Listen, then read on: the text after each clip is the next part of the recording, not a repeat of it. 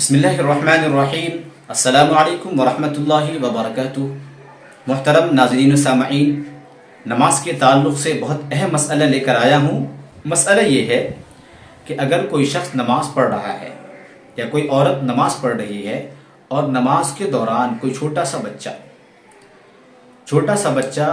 جو پیمپس پہن رکھا ہے اور پیمپس میں پخانہ یا پیشاب کر لیا ہے، اب وہ بچہ اگر سجدے کی حالت میں پیٹھ پر سوار ہو جائے یا گود میں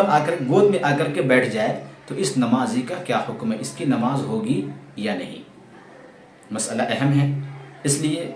اس بات کو زیادہ سے زیادہ شیئر کریں تاکہ لوگوں تک جانکاری ہو سکے، لوگ صحیح مسئلے کی جانکاری حاصل کر سکیں۔ تو میں کیا کہہ رہا تھا کہ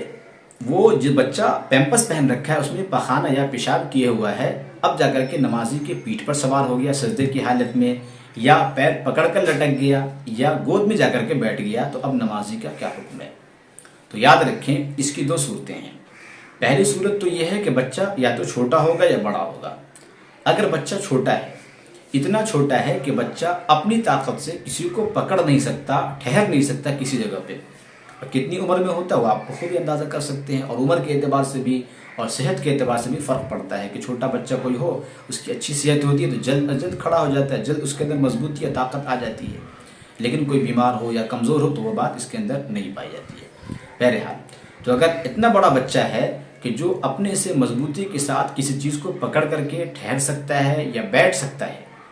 اگر اس حالت میں بچہ ہے، اس پوزیشن میں ہے، اب اگر ایسا بچہ آپ کی پیٹھ پر سوار ہو جائے یا آپ کی گود میں جا کر کے بیٹھ جائے تو پھر یہ حکم ہے اس کا کہ ایسی صورت میں آپ کی نماز ہو جائے گی، نماز میں کوئی فرق نہیں پڑے گا۔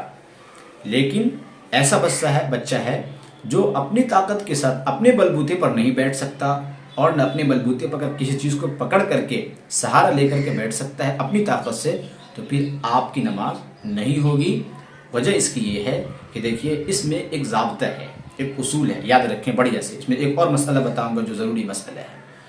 وہ کیا ہے؟ وہ یہ ہے حامل نجاست۔ حامل نجاست کا مطلب یہ ہوتا ہے نجاست کو اٹھانے والا۔ دیکھیے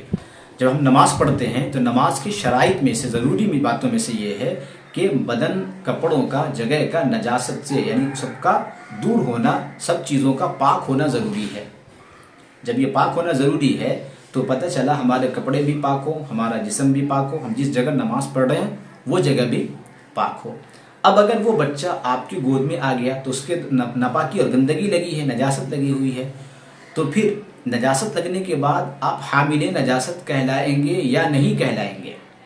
تو اصل مسئلہ اسی بنیاد پہ ہے کہ اگر حامل نجاست کہلائیں گے تو نماز نہیں ہوگی، اور اگر حامل نجاست نہیں کہلائیں گے تو نماز ہو جائے گی۔ اس سلسلے میں نے بتا دیا کہ حامل نجاست اس وقت کہلائے گا کہ وہ بچہ اپنی طاقت سے اگر بیٹھ سکتا ہو، اپنی طاقت سے اگر پکڑ کر لٹک سکتا ہو، تو پھر کہا جائے گا کہ آپ حامل نجاست نہیں ہیں، اور اگر اپنی طاقت سے نہیں کر سکتا ہے تو آپ حامل نجاست کہلائیں گے اور پھر آپ کی نماز نہیں ہوگی۔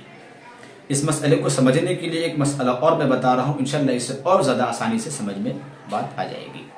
دیکھیں مسئلہ یہ ہے کہ آپ ڈاکٹر کے پاس گئے اور ڈاکٹر کے پاس جانے کے بعد آپ کا خون ٹیسٹ لکھا، اس نے خون شیشی میں نکال کر کے آپ کو دیا کہ بھائی آپ فلاں جگہ دے دو،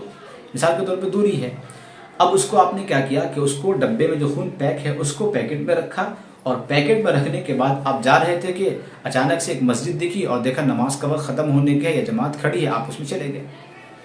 آپ جانے کے بعد آپ نماز میں شریک ہو گئے،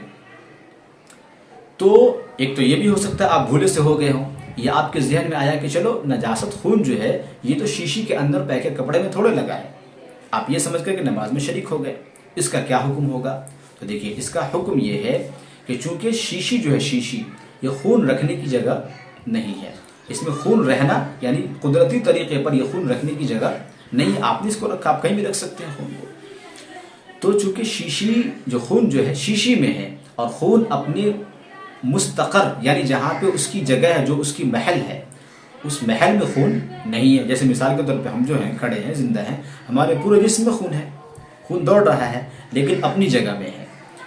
تو وہ شیشی میں خون رہنے کی وجہ سے وہ اپنی جگہ میں نہیں ہے، اس لیے آپ حامل نجاست کہلائیں گے، آپ حامل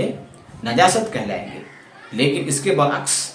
اگر کوئی انڈا ہو، انڈا خراب ہو گیا، جس کو ہم کہتے ہیں گاؤں میں گھور ہو جانا، اب یہ خراب ہو گیا، اس کے اندر بچہ تھا، مثال کے طور پہ بچہ مر گیا، تو اب لے کر کے انڈا پیکٹ میں رکھ کر کے پڑھنے میں سمجھانے کے لیے کہہ رہا ہوں، پیکٹ میں رکھے تھے، اب بعد میں پتہ چلا کہ بھائی وہ جو انڈا تھا وہ خراب تھا، اس میں خون و پیپ وغیرہ تھا، آپ نے نماز پڑھ لیا، ایسی صورت میں آپ کی نماز ہو جائے گی۔ کیوں؟ اس لیے کہ انڈا کے اندر وہ جو ہے وہ اس کا گیری وغیرہ، زردی، وہ ساری چیزیں رہتی ہیں، اور پھر اس میں بچہ بھی ہو سکتا ہے، تو وہ اپنی جگہ کے اندر ہے، یعنی قدرتی طریقے پر اس کی جگہ فٹ ہے، جگہ بنائی گئی ہے، اس لیے ایسی صورت میں آپ کی نماز ہو جائے گی۔ لیکن اگر آپ نے شیشی کے اندر خون لے کر یا کچھ بھی ناپاک چیز ہے جو لے کر کے آپ پڑھ لیے نماز، تو نماز نہیں ہوگی۔ انشاءاللہ بات سمجھ میں آ گئی ہوگی۔ اگر آپ کو کوئی نیا مسئلہ پیش ہو، کوئی مسئلہ بھی پیش ہو، تو آپ کمنٹس کر کے معلوم کر سکتے ہیں، انشاءاللہ اس کا جواب ضرور دیا جائے گا۔ پھر ملتے ہیں کسی اگلی ویڈیو میں نئے مسئلے کے ساتھ، جب تک کے لیے اللہ حافظ، السلام علیکم ورحمۃ اللہ وبرکاتہ۔